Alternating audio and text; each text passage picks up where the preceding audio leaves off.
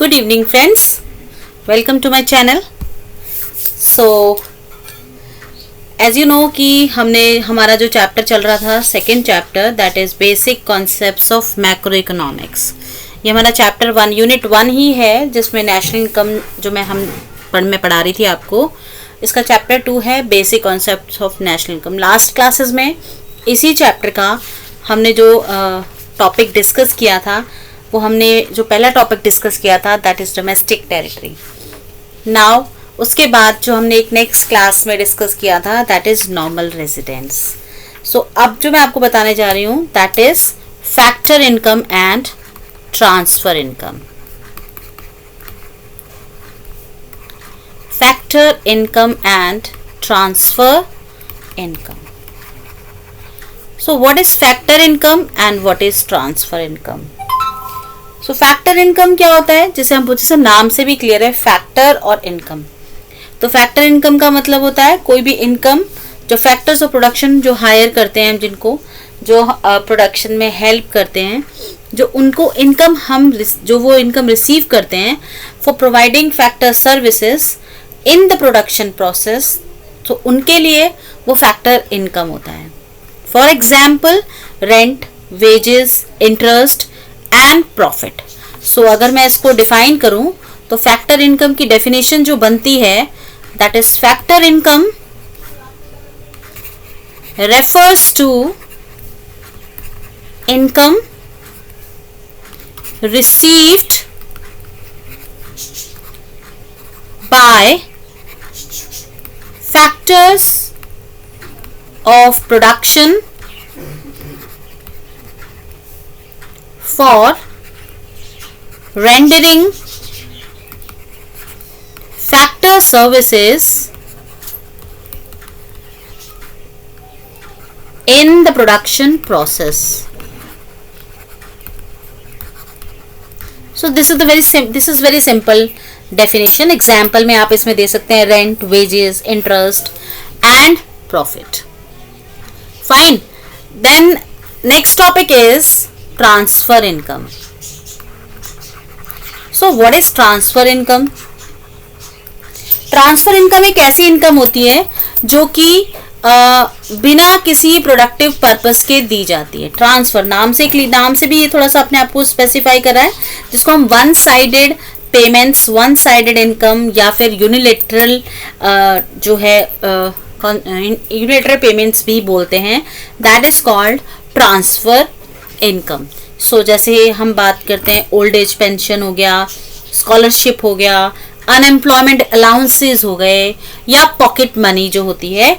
यानी ये एक तरीके से एक ऐसा कॉन्सेप्ट है जिसको वन साइडेड बोलते हैं. वन साइडेड मतलब आपको किसी ने दे दिया, बस उसके बदले में आपने उसको कुछ भी सर्विसेज या कोई भी ऐसा कोई काम ऐसा नहीं हुआ उसके बदले में.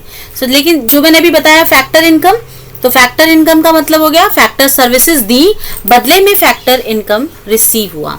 सो ट्रांसफर इनकम को अगर मैं डिफाइन करूं तो ट्रांसफर इनकम का डेफिनेशन जो बनेगी वो बनेगी it refers to income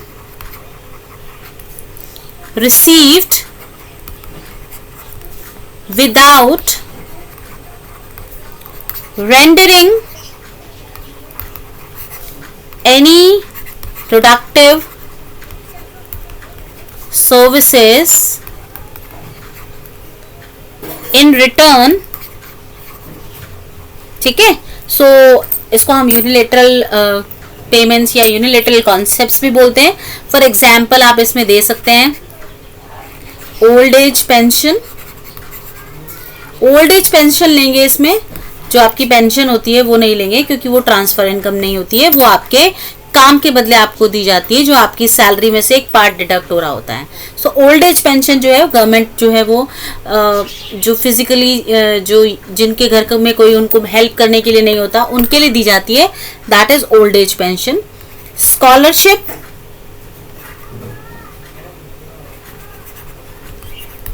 unemployment allowance, बेरोजगारी भत्ता जिसको हम बोलते हैं, गवर्नमेंट प्रोवाइड करती है ये विदाउट एनी सर्विसेज, या फिर pocket money. So there are so many examples of transfer income. Got it. Now एक डिफरेंस करते हैं इसमें हम फैक्टर इनकम और ट्रांसफर इनकम के बीच में। तो फैक्टर इनकम और ट्रांसफर इनकम के बीच में जो डिफरेंस होगा उसमें पॉइंट्स हम क्या क्या लिख सकते हैं। सबसे पहला पॉइंट जो आएगा वो यही आएगा कि फैक्टर इनकम जो है वो कौन रिसीव करता है, फैक्टर सर्विसेज रिसीव करते हैं बदले में प्रोडक्टिव सर्विसेज के, ये प्रोडक्टिव या प्रोडक्शन प्रोसेस के। तो फर्स्ट पॉइंट में आप लिख सकते हैं it refers to income received by factors of production for rendering factor services in the production process. This is the simple definition. Second transfer income में हम फर्स्ट पॉइंट ये लिख सकते हैं कि यहाँ पर जो इनकम रिसीव होती है विदाउट एनी प्रोडक्टिव सर्विसेज, यानी इन रिटर्न आप कुछ नहीं दे रहे होते हैं, फिर भी आपको इनकम यानी आपको जो है गवर्नमेंट कोई ना कोई आपको कुछ दे रही होती है। So it refers to income received without rendering any productive services in return, बदले में आपको कुछ नहीं देना पड़ रहा है, ठीक है। So that is called transfer income.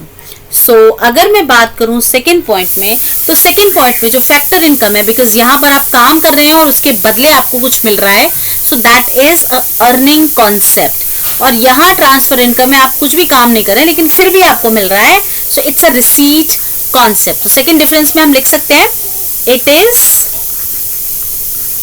N earning concept.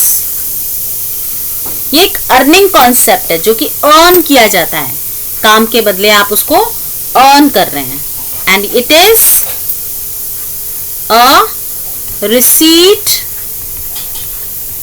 Concept. ये एक रिसीट कॉन्सेप्ट है, यानी आप रिसीव कर रहे हो, बदले में आप कुछ नहीं दे रहे हैं। Got it? It's a earning concept, it's a receipt concept. अब जब तीसरे पॉइंट की अगर हम बात करें, तो फैक्टर इनकम और नेशनल इनकम में हम ये लिख सकते हैं, sorry, factor income and transfer income में जो सबसे इंपॉर्टेंट पॉइंट होता है वो ये होता है कि क्या हम नेशनल इनकम में इंक्लूड करेंगे फैक्टर इनकम को या ट्रांसफर इनकम। तो रिमेंबर ऑलवेज, नेशनल इनकम में हमेशा वही आइटम्स हम इंक्लूड करते हैं जिसके बदले कोई ना कोई प्रोडक्शन प्रोसेस हो रहा होता है, ठीक है। जो वन साइडेड ट्रांजेक्शन्स होती हैं वो हम इंक्लूड नहीं करते हैं। तो थर्ड पॉइंट में हम ये बना सकते हैं कि इट इज इंक्लूडेड, यानी जो फैक्टर इनकम है वो दोनों ही में, चाहे वो नेशनल इनकम में हो या फिर डोमेस्टिक इनकम में हो, it is included in both national income and domestic income. Got it? यानी अगर हम जीडीपी या डोमेस्टिक इनकम भी कैलकुलेट करते हैं या हम नेशनल इनकम को कैलकुलेट करते हैं, उन दोनों में ही फैक्टर इनकम को हम इंक्लूड करते हैं। लेकिन जो ट्रांसफर इनकम होती है, ना तो इसको डोमेस्टिक इनकम में इंक्लूड किया जाता है और ना ही इसको नेशनल इनकम में इंक्लूड किया जाता है। So it is neither included in national income nor in domestic income. Got it? Now obviously fourth point क्या बनेगा, कौन रिसीव करता है फैक्टर इनकम को और ट्रांसफर इनकम को कौन रिसीव करता है। सो फैक्टर इनकम को कौन रिसीव करता है, ऑब्वियसली फैक्टर कौन करता है, फैक्टर्स ऑफ प्रोडक्शन रिसीव करते हैं। सो हम इसमें फोर्थ पॉइंट बना सकते हैं, it is received by factors of production receive करते हैं, जैसे लैंड, लेबर, कैपिटल,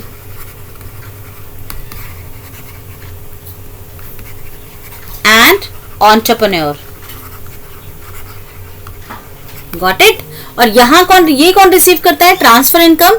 तो ट्रांसफर इनकम जो है वो ज्यादातर it is generally received by house hold, यानी आप और हम, एंड गवर्नमेंट, यानी दो ही लोग इसको रिसीव करते हैं। और फिफ्थ पॉइंट पे आप एग्जाम्पल्स दे सकते हैं। एग्जाम्पल में फैक्टर इनकम में rent, wages, interest and profit, और ट्रांसफर इनकम में हम ले सकते हैं scholarship, old age pension, unemployment allowances, pocket money, etcetera. So I hope I am very much clear कि what is transfer income, what is factor income. So the next topic is final good. Same way जैसे हम भी अपने factor income and transfer income को explain किया है, वैसे ही final goods and intermediate goods. अब ये फाइनल गुड और इंटरमीडिएट गुड्स क्या होती हैं?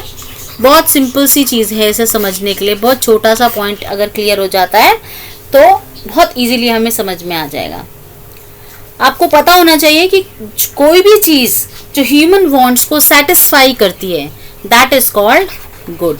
तो हम डिफाइन कर सकते हैं all things that satisfy human wants are called goods. और गुड्स के एंड यूज के ऊपर, जो गुड्स का एंड यूज होता है, उसके हिसाब से हमने गुड्स को दो कैटेगरी में डिवाइड कर दिया, that is final and intermediate good.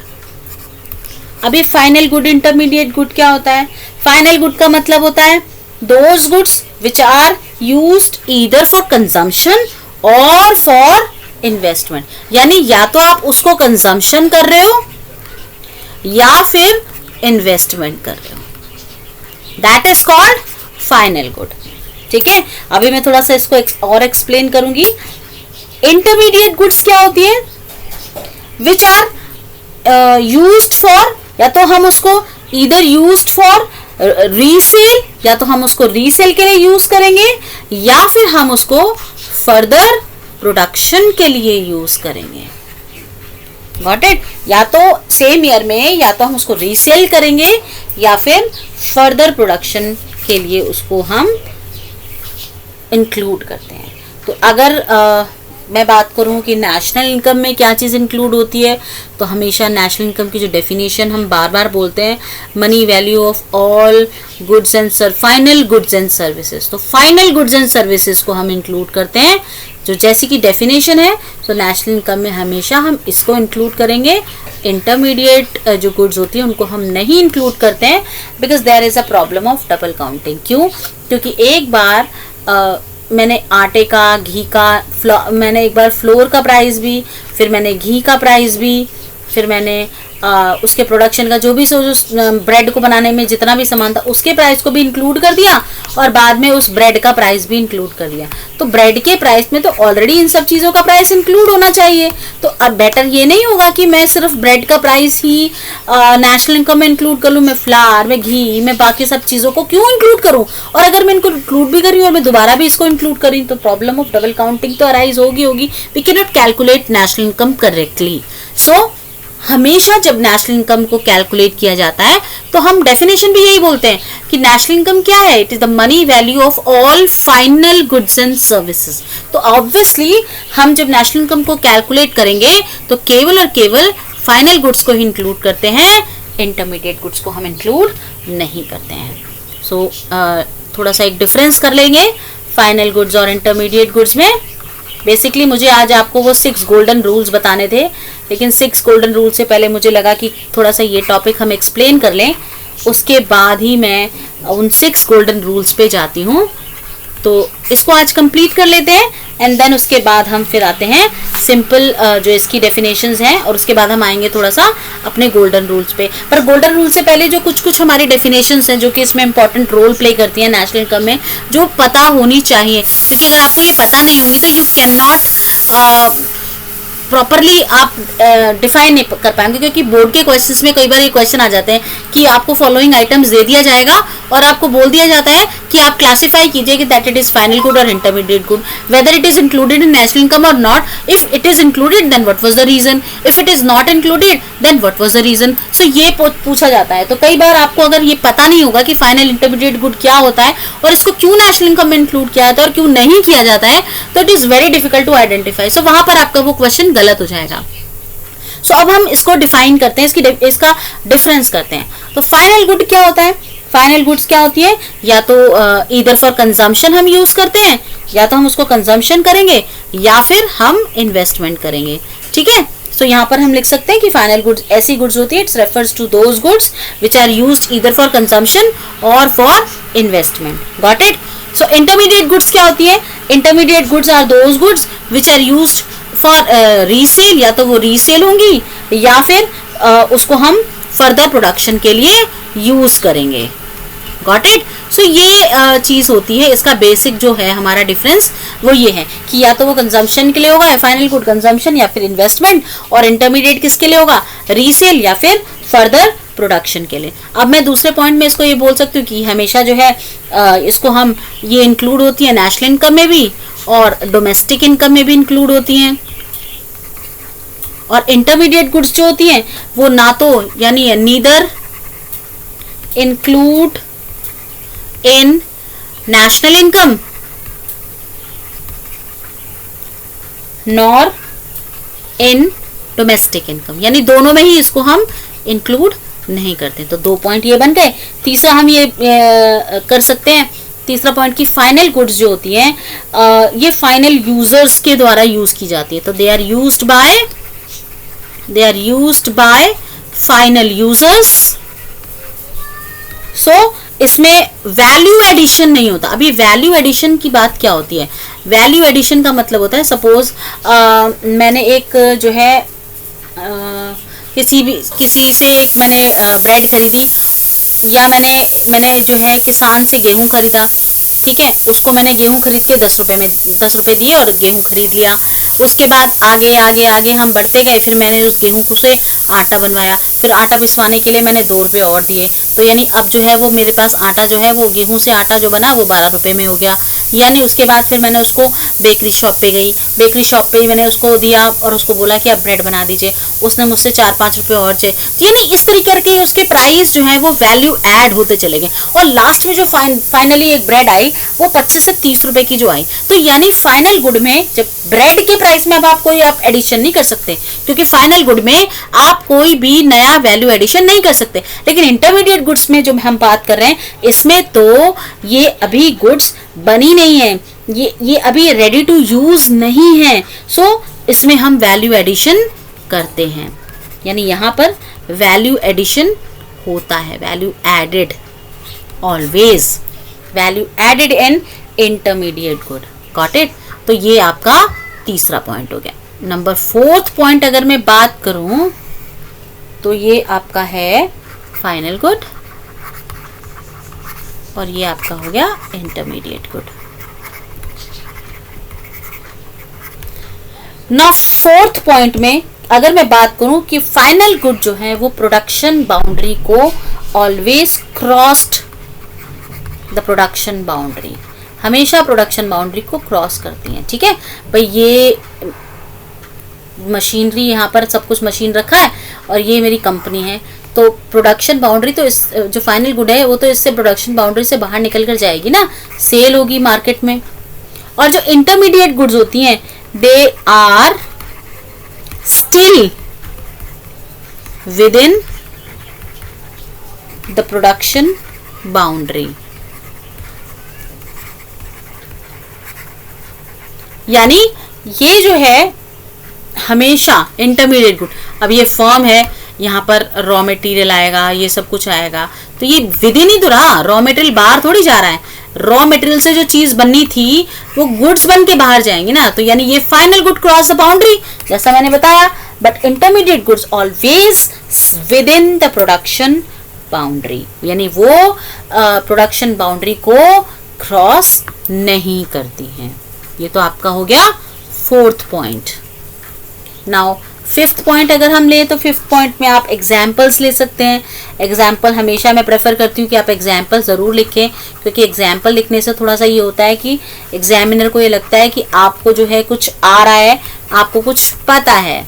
हमेशा एग्जाम्पल्स के साथ एक्सप्लेन कीजिए। फाइनल गुड में हम क्या लिख सकते हैं, अगर मिल्क जो है, फॉर एग्जाम्पल एक यहाँ पर मैं आपको एग्जाम्पल दे देती हूँ।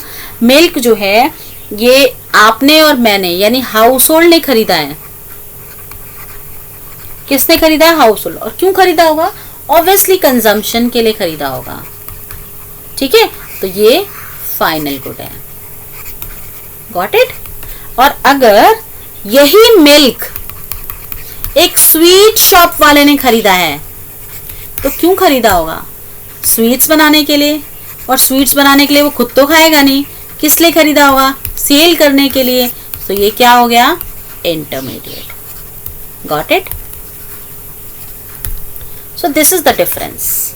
अब यहाँ पर मैं आपसे कुछ कुछ एग्जाम्पल्स आपको बताऊंगी और आप मुझे बताते जाएंगे कि ये जो है इंटरमीडिएट गुड्स में आता है या नहीं आता है। तो for examples there are few examples मैं यहाँ पर डिस्कस करूंगी। सबसे पहला है कि एक पेपर जो है वो परचेज किया गया है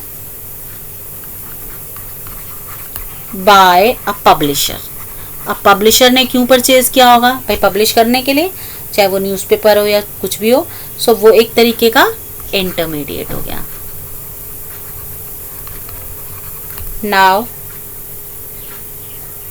सेकंड है, अगर परचेजेस किए गए हैं of rice by a grocery shop, तो ग्रोसरी शॉप पे क्यों किया गया होगा? भाई सेल के लिए किया गया होगा। सो that is intermediate good. Now, third point, coal used by consumer household. Consumer household ने कोल को यूज किया है तो खुद किसके लिए किया होगा? ऑब्वियसली कंजम्पशन के लिए किया होगा। So it is a final good. Got it? तीन डिफरेंस ये हो गए। नाउ फ्यू एग्जाम्पल्स मोर लेते हैं। सो अगर मैं बोलूँ फोर्थ पॉइंट कि मोबाइल है, मोबाइल सेट्स परचेस्ड बाय अ मोबाइल डीलर। अगर मोबाइल डीलर ने लिया है तो वो क्या है? इंटरमीडिएट है। लेकिन अगर किसी हाउस होल्ड ने लिया है तो वो क्या हो जाएगा? फाइनल हो जाएगा। नाउ फिफ्थ पॉइंट है refrigerator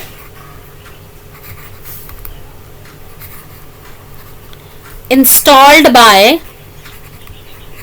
a firm.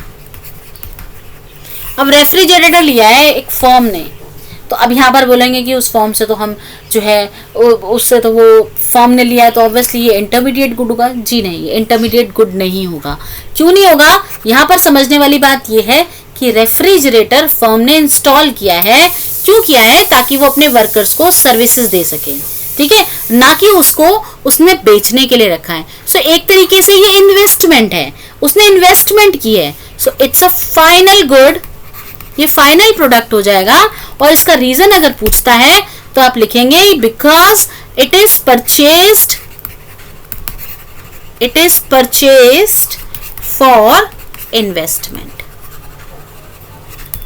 Got it? So ये इस तरीके से कुछ पॉइंट्स हैं। तो ये ही मुझे आज आपको समझाना था। आई होप, मुझे लगता है आपको क्लियर हो गया होगा। कल जो है वो मैं टॉपिक लूंगी consumption goods and capital goods क्या होती है, उसका डिफरेंस करेंगे। कंजम्पशन गुड क्या होती है, कैपिटल गुड्स क्या होती हैं, विद एग्जांपल्स करेंगे और उसके बाद उसका डिफरेंस करेंगे। ठीक है, सो आई होप आपको मेरी वीडियो पसंद आई होगी। अगर आपको मेरी वीडियो पसंद आई होगी तो प्लीज़ मेरा चैनल सब्सक्राइब करेगा, लाइक कीजिएगा और शेयर कीजिएगा। Thank you.